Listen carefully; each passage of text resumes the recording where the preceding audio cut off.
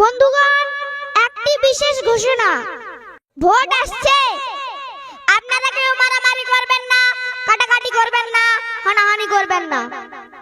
এর ফলে কারো মা হারাবেন, কারোর বোন হারাবেন, কারোর সন্তান হারাবেন, কারোর দিদি হারাবেন।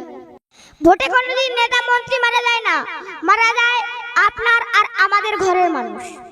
মনে রাখবেন, ভোট চলে যাবে কিন্তু আমাদের বাড়ির মানুষ আর ফিরে আসবে না।